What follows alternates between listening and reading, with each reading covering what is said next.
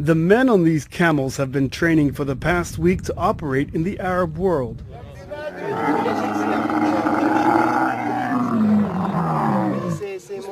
They dress as Arabs, even take a ride on the desert Ferrari, and learn rudimentary phrases that will allow them to do their job.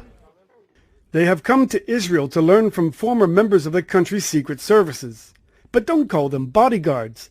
The preferred term today is personal protection specialists. It's a protection counterterrorist specialist. And no, we don't do bodyguarding. I mean, we do guard VIPs and such, but that's just one aspect, a small aspect of what we do. I mean, it can go all the way from guarding convoys in the Middle East to guarding an actress or an actor on television in Hollywood. I mean, it's very broad.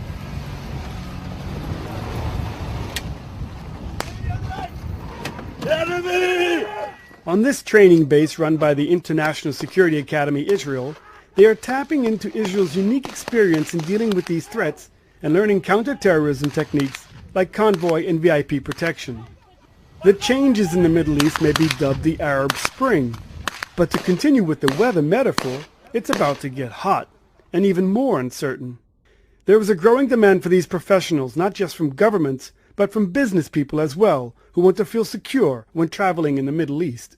You cannot improve the economy in a developing country if it is Irish zone and nobody is protecting you. Out here, far away from prying eyes, a group of personal protection specialists have come to Israel to learn about the Israeli tactics. And it's an aggressive philosophy, one that requires first to neutralize the threat and then to evacuate the VIP. Recall. Everything very easy. Finished. With this kind of audience, a representative of a government weapons manufacturer couldn't pass up the chance at making a sales pitch.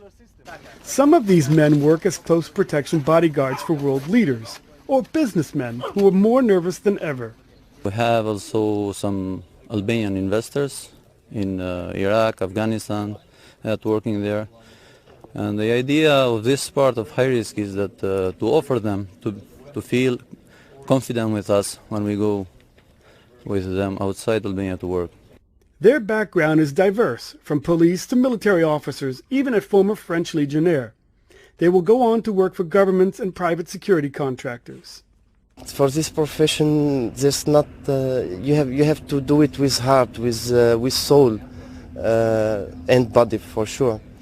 But only the best can train here with the best, and I have this feeling that I was something like was bringing me to here, something like it was like a call, go and do it now. Wow, I learned a lot because Israel have bring up a standard of training that everyone in the world will have to emulate from them.